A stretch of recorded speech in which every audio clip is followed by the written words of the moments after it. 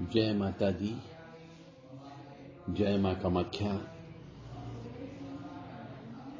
किसी परिवार को पितृ परेशान कर रहे हो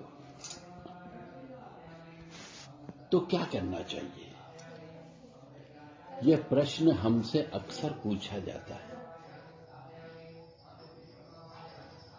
कि यदि पितृ परेशान करे तो क्या करें। सपने में आते भी हैं, सपने में भोजन मांगते हैं, सपने में मांस मांगते हैं और कई बार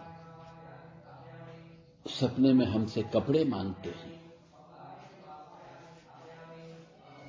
और विशेष तौर से शुक्ल पक्ष की पंचमी को अवश्य दिखते हैं, अमावस्या को अवश्य सपने में आते हैं।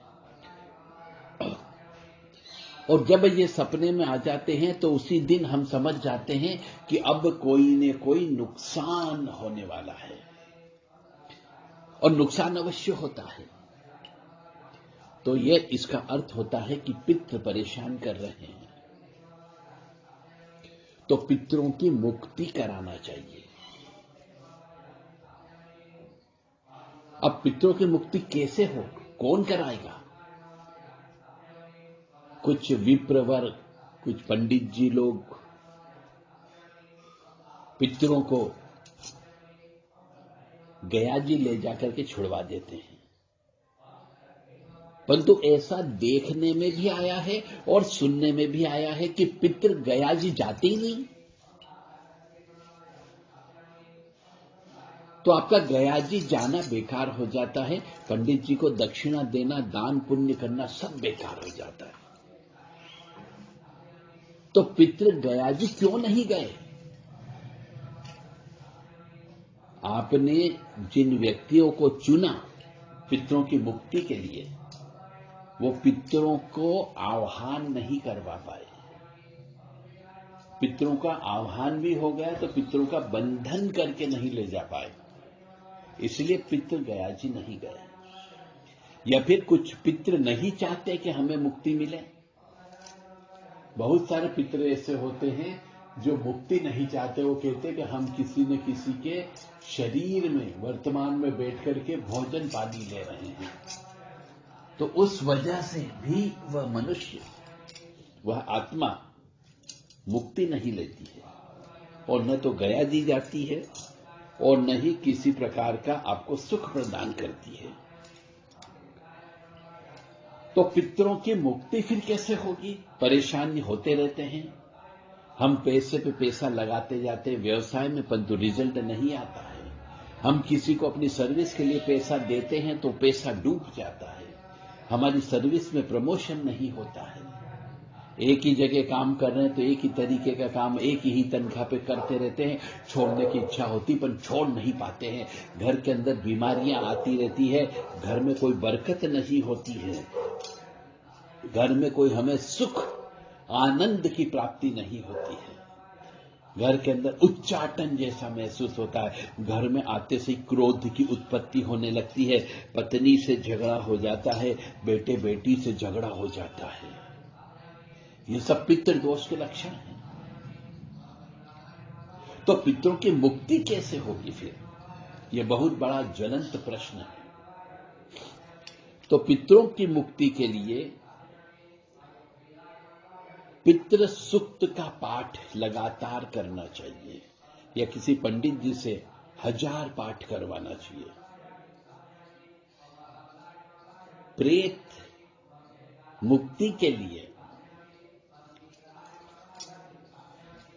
नाग सुक्त होता है, सर्प सुक्त होता है, उसका 1000 पाठ करवा के हवन कराना चाहिए। और पितृ मुक्ति के लिए श्रीमद् भागवत कथा का पितरों के निमित्त गुप्त रूप से पाठ कराना चाहिए और नारायण बलि अवश्य करवाना चाहिए। फिर ब्राह्मण भोजन वगैरह करा करके उचित दक्षिणा ब्राह्मणों को देनी चाहिए। तो पितृ मुक्ति के लिए कुछ मंत्र भी होते हैं, उन मंत्रों का जप करना चाहिए। कि देवताभ्य पितृभ्यश्च महायोगिभ्य एव च नमः स्वधाये स्वाहाये नित्यमेव नमो नमः।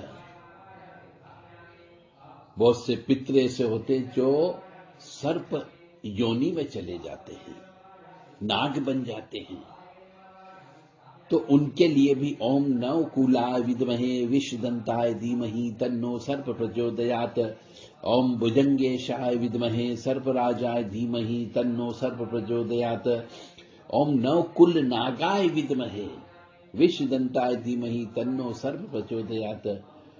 इस प्रकार के ये नाग गायत्री मंत्र हैं, इनका भी जप कराना चाहिए, हवन कराना चाहिए।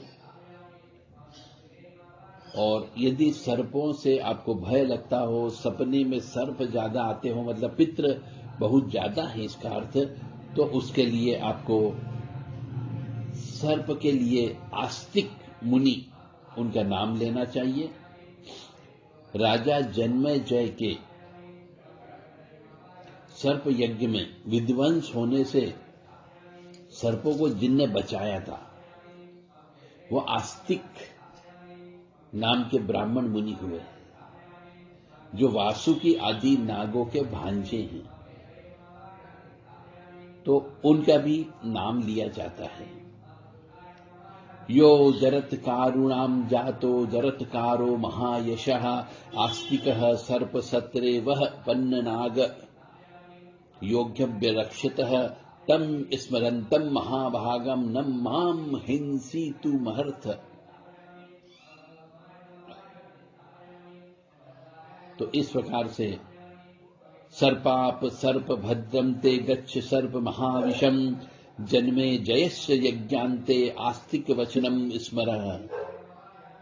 आस्तिकस्य वचः श्रुत्वा यः सर्पो न निवर्तते शतधाभिधन्ते मूर्धिं शिष्यवृष्टाबलं यथा। तो इस प्रकार से सर्प के बहुत सारे मंत्र हैं, उनका जप करना चाहिए, हवन कराना चाहिए,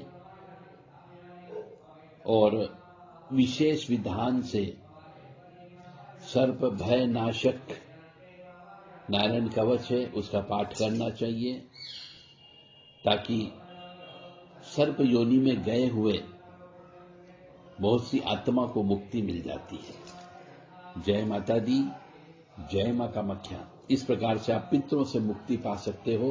अमावस्या के दिन विशेष पूजन अर्चन करें, चांदी के नाग नागिन की विशेष पूजन अर्चन करके बहते पानी में विसर्जन करें।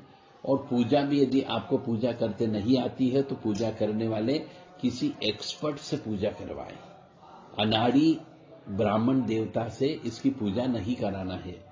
जो सर्प की पूजा, पितरों की पूजा कराने में माहिर हो, जो कराता रहता हो, ऐसे व्यक्ति को बुला करके आपको पूजा कराना है विधि विधान से, तो ही पूजा लगती है और तो ही आपके पितरों की मुक्ति होगी। पितरों की मुक्ति के लिए अमावस्या के दिन सर्प की पूजा करें, पीपल के वृक्ष की पूजा करें, ब्राह्मण भोजन करें, गाय को हरा चारा खिलाएं, कौवों को घी शक्कर मिले हुए चावल खिलाएं, चांदी या तांबे के नाग नागिन के जोड़े लेकर के पूजन अर्चन करके बहते पानी में विसर्जन करें। और हो सके तो ओम नमो भगवते वासुदेवाय इस मंत्र का ज्यादा से ज्यादा अमावस्या के दिन और शुक्ल पक्ष की पंचमी के दिन जप करके हवन करके दान धर्म करें। जब तक दान नहीं दिया जाएगा तब तक इनकी पितरों की मुक्ति नहीं होती है। और पितरों की मुक्ति के लिए जो हमारा पैतृक निवास होता है, जहां पे पितृ मरे हैं, बड़े बुजुर्ग रहे हैं, वहां की धूल मिट्टी ला करके उसको भी पूजन अर्चन करके विसर्जन करना चाहिए। पितरों को कभी भी अपने घर में स्थान देकर के नहीं बिठाना चाहिए, क्योंकि पितृ यानी कि प्रेत हुए, तो प्रेतों की पूजा घर में नहीं की जाती है। प्रेतों का स्थान शमशान होता है या फिर पीपल का वृक्ष होता है, वट वृक्ष होता है, इनको वहां पर छोड़ देना चाहिए। जय माता दी, जय मां कामाख्या। घर के अंदर पंचदेव की पूजा करें, श्री गणेश जी की पूजा करें, शिव जी की पूजा करें, लड्डू गोपाल की पूजा करें, मां भगवती दुर्गा जी की पूजा करें और कुल देवी देवता की पूजा करें या सूर्यनारायण भगवान की पूजा करें, इष्ट देवता की पूजा करें। जय माता दी, जय मां कामाख्या।